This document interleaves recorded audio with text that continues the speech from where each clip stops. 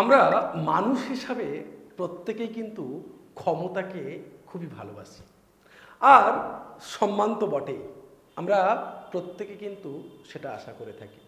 ঠিক তেমনি ভারতবর্ষের রাজনীতি অর্থাৎ ভারতবর্ষের বিষয়ে সেটাও কিন্তু প্রতিফলিত হয়েছে।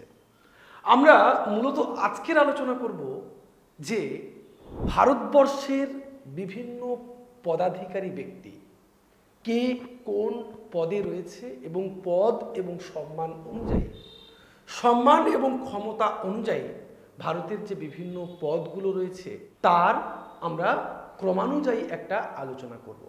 হাই, মাইসেলফ আশিস কর, পলিটিক্যাল একাডেমি ইউটিউব চ্যানেলে সবাইকে স্বাগত জানাচ্ছি। এখনো পর্যন্ত যারা ইউটিউব চ্যানেলটিকে সাবস্ক্রাইব করে রাখোনি অবশ্যই সাবস্ক্রাইব করে রাখো, কারণ তোমরা যারা বিভিন্ন কম্পিটিটিভ এক্সাম দিচ্ছ কিংবা রাষ্ট্রবিজ্ঞানের যে কোনো বিষয়ে তোমরা পরীক্ষা দেবে, তোমাদের জন্য এই চ্যানেলটি অল্প হলেও কাজে আসবে। একটি কথা তোমাদেরকে বলে নিই, আমার যে মক টেস্ট বুকটি বেরিয়েছে আরামবাগ বুক পাবলিকেশন হাউস থেকে, তোমরা সেই বুকটি কিন্তু সরাসরি ফোন নাম্বার দেখতে পাচ্ছ, ওই ফোন নাম্বারে ফোন করলে তোমরা ওখান থেকে বুকিং করে 50% ছাড়ে তোমরা বইটি কিনতে পারবে। এই বইটি মূলত SLST, NET SET, WPSC, Jharkhand, Bihar, Tripura প্রত্যেকের ক্ষেত্রে এই বইটি খুব গুরুত্বপূর্ণ বই এবং তোমাদের কাজে আসবে। আরেকটি কথা তোমাদেরকে বলে রাখি, মূলত আমাদের পলিটিক্যাল একাডেমি থেকে এসএলএসটির জন্য, আমাদের পশ্চিমবঙ্গের এসএলএসটির জন্য একটা মক টেস্ট সিরিজ করা হচ্ছে। সেই মক টেস্ট সিরিজটাকে তোমরা যদি পারচেস করতে চাও অবশ্যই ফোন করো 8620063339। 999 টাকাতে তোমরা সেই মক টেস্টটা পেয়ে যাবে।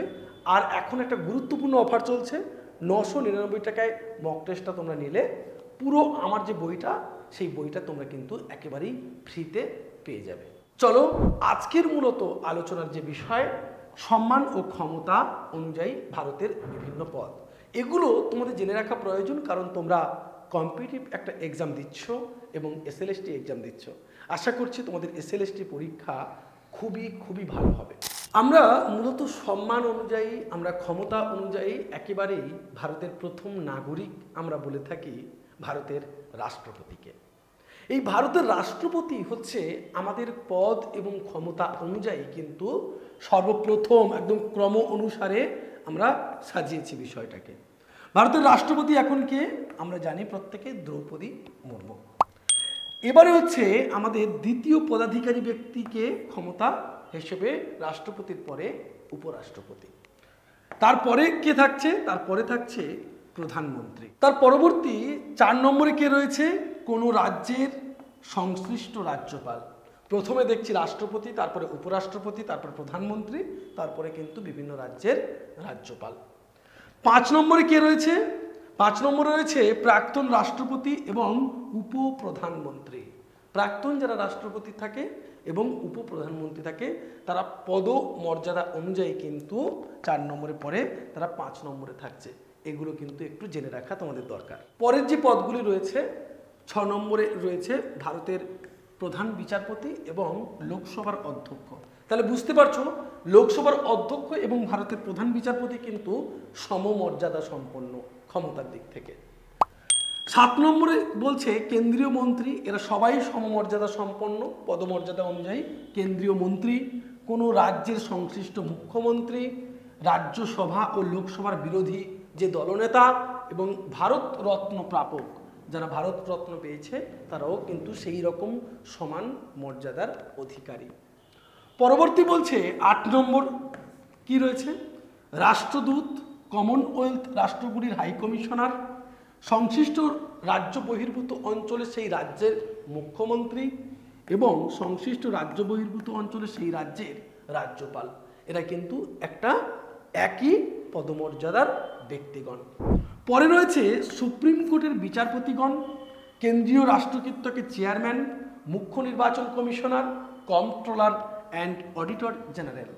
পরে রয়েছে রাজ্যসভার ডেপুটি চেয়ারম্যান, কোনো রাজ্যের উপমুখ্যমন্ত্রী, লোকসভার উপাধ্যক্ষ, কেন্দ্রীয় মন্ত্রিসভার রাষ্ট্রমন্ত্রী। এরাও কিন্তু একই পদমর্যাদা সম্পন্ন পরপর করে রয়েছে। তারপরে কি রয়েছে, ভারতের অ্যাটর্নি জেনারেল, খুব গুরুত্বপূর্ণ, ক্যাবিনেট সেক্রেটারি এবং সংশ্লিষ্ট কেন্দ্রশাসিত অঞ্চলের লেফটেন্যান্ট গভর্নর। আচ্ছা, তোমাদের কিন্তু আমি বিভিন্ন পাঠে পড়াতে গিয়ে আমি কিন্তু বারবার করে বলেছি ধারা থেকে কিন্তু একটা প্রশ্ন আসবে, সংবিধান সংশোধন থেকে একটা প্রশ্ন আসবে, বা বিভিন্ন ইম্পর্টেন্ট পার্টগুলো তোমাদেরকে বলেছি।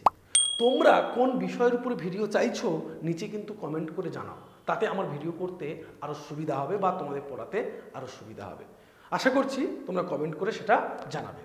পরবর্তী যে পার্টে রয়েছে দেখো, জেনারেল বা সমতুল্য পদের প্রধান, এবং 13 নম্বরে রয়েছে উপরাষ্ট্রদূত, ভারতের যে কোনো পূর্ণমন্ত্রী, এরা হচ্ছে সমমর্যাদার অধিকারী। তোমাদের একটা কথা বলে রাখি, পলিটিক্যাল একাডেমি পক্ষ থেকে কিন্তু তোমাদের পেইড ব্যাচও চলছে পাশাপাশি। তোমরা পেইড ব্যাচে অংশ নিতে হলে আমাদের এখানে SLST তোমরা যদি পড়তে চাও তাহলে অবশ্যই ফোন করো 86200639। তোমাদের এখনও কিন্তু অ্যাডমিশান চলছে, এখনও যারা সেইভাবে প্রস্তুতি নিতে পারোনি অবশ্যই তোমরা ফোন করে আমাদের এখানে অ্যাডমিশান নিতে পারো। পরবর্তী দেখো রয়েছে সংশ্লিষ্ট রাজ্যে সেই রাজ্যের বিধানসভা স্পিকার এবং সভাপতিগণ, সংশ্লিষ্ট রাজ্যে সেই রাজ্যের হাইকোর্টের প্রধান বিচারপতি, এরা হচ্ছে সমমর্যাদার অধিকারী। তারপরে বলছে সংশ্লিষ্ট রাজ্যে সেই রাজ্যের মন্ত্রীগণ এবং কেন্দ্রশাসিত অঞ্চলের মুখ্যমন্ত্রী, কেন্দ্রশাসিত অঞ্চলের মুখ্যমন্ত্রী এবং রাজ্যের মন্ত্রীগণ একই পদমর্যাদার অধিকারী। পরে বলছে লেফটেন্যান্ট জেনারেল, তিনি, তার পরবর্তী যারা পদাধিকারী রয়েছেন chairman central administrative tribunal, chairman সংখ্যালঘু commission, chairman union public service commission, সংশ্লিষ্ট রাজ্যের বাইরে সেই রাজ্যের হাইকোর্টের প্রধান বিচারপতি, সংশ্লিষ্ট রাজ্যের সেই রাজ্যের হাইকোর্টের বিচারপতিগণ, এরা সমমর্যাদার অধিকারী। পরবর্তী বলছে সংশ্লিষ্ট রাজ্যের বাইরে সেই রাজ্যের স্পিকার, সংশ্লিষ্ট রাজ্যে সেই রাজ্যের ডেপুটি স্পিকার, সংশ্লিষ্ট কেন্দ্রশাসিত অঞ্চলে সেই অঞ্চলের মন্ত্রী, স্পিকার সংশ্লিষ্ট রাজ্য বহির্ভূত অঞ্চলে সেই রাজ্যের কেন্দ্রীয় মন্ত্রিসভার মন্ত্রীগণ।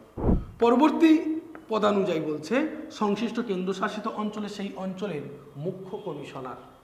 তার পরবর্তী ধাপে রয়েছে কি, সংশ্লিষ্ট রাজ্যের বাইরে সেই রাজ্যের ডেপুটি চেয়ারম্যান ও ডেপুটি স্পিকার, রাজ্যের বাইরে হাইকোর্টের বিচারপতিগণ। আমি কিন্তু মূলত তোমাদের প্রত্যেকটা পার্ট যারা যারা ভারতের পদে রয়েছে প্রত্যেকটা পার্ট আলোচনা করছি, এটা তোমাদের যে কোনো পরীক্ষার ক্ষেত্রে কিন্তু খুবই গুরুত্বপূর্ণ। পরবর্তী পদানুযায়ী যারা ক্ষমতায় রয়েছে মূলত লোকসভার সদস্যগণ, তারপরে রয়েছে সংশ্লিষ্ট রাজ্যের বাইরে সেই রাজ্যের উপমন্ত্রী, পরবর্তীতে রয়েছে সেনা কমান্ডার, রাজ্যের মুখ্য সচিব, সংখ্যালঘু কমিশনের সদস্য, তপশিলি জাতি এবং উপজাতি কমিশনের কমিশনার ও সদস্য, ভারত সরকারের সচিবগণ, সংখ্যালঘু কমিশনের সচিব, তপশিলি জাতি এবং উপজাতি কমিশনের সচিব, রাষ্ট্রপতির সচিব, প্রধানমন্ত্রী সচিব, লোকসভা রাজ্যসভা সচিব, সলিসিটর জেনারেল এবং vice chairman central administrative tribunal, এরা প্রত্যেক কিন্তু একই পদমর্যাদার অধিকারী। পরবর্তী বলছে লেফটেন্যান্ট জেনারেল, তার পরের ধাপে রয়েছে লেফটেন্যান্ট জেনারেল। একেবারে শেষ পর্যায়ে আমরা দেখব 25 এবং 26-এ অনেকগুলো পদমর্যাদার অধিকারী আমরা রয়েছে, আমরা দেখে নেব। ভারত সরকারের অতিরিক্ত সচিব থেকে শুরু করে অতিরিক্ত সলিসিটর জেনারেল, রাজ্যের অ্যাডভোকেট জেনারেল, চেয়ারম্যান শুল্ক কমিশন বা যেটাকে আমরা বলি ট্যাক্স, সংশ্লিষ্ট রাজ্যের বাইরে সেই রাজ্যের মুখ্য সচিব, deputy controller and auditor general, সংশ্লিষ্ট কেন্দ্রশাসিত অঞ্চলের বিধানসভার উপাধ্যক্ষ, director general border security force, director general central reserve police, director intelligence bureau, সংশ্লিষ্ট কেন্দ্রশাসিত অঞ্চলের বাইরে সেই অঞ্চলের লেফটেন্যান্ট গভর্নর এবং সেন্ট্রাল অ্যাডমিনিস্ট্রেটিভ ট্রাইব্যুনালের সদস্যগণ, এবং রয়েছে সংশ্লিষ্ট কেন্দ্রশাসিত অঞ্চলে বিধানসভার অধ্যক্ষ। এরা কিন্তু প্রত্যেকে একই মর্যাদার অধিকারী। তোমরা এইগুলো দেখে বুঝতে পারছো মোটামুটি কারা কিন্তু একই ধরনের একই পদের তোমাদের মর্যাদার অধিকারী। একদম শেষে রয়েছে ভারত সরকারের জয়েন্ট সেক্রেটারি এবং মেজর জেনারেল, এরা কিন্তু পদাধিকারী অনুযায়ী সেই রকম পর্যায়ের এইরকম করে একদম ভাগে ভাগে ভাগে ভাগে তোমাদের ক্রম অনুসারে দেখানো হলো। এই পিডিএফটি তোমরা পেয়ে যাবে কিন্তু আমাদের হোয়াটসঅ্যাপ গ্রুপে, তাই তোমরা কিন্তু এখানে যে হোয়াটসঅ্যাপ গ্রুপটি রয়েছে নিচে ডেসক্রিপশন বক্সে লিঙ্ক দেওয়া আছে, ওখান থেকে অবশ্যই তোমরা জয়েন করবে, সেখানে এই পিডিএফটি পেয়ে যাবে। ভিডিওটি শেষ অবধি দেখার জন্য অনেক অনেক ধন্যবাদ। আশা করি দেখা হবে পরের ভিডিও।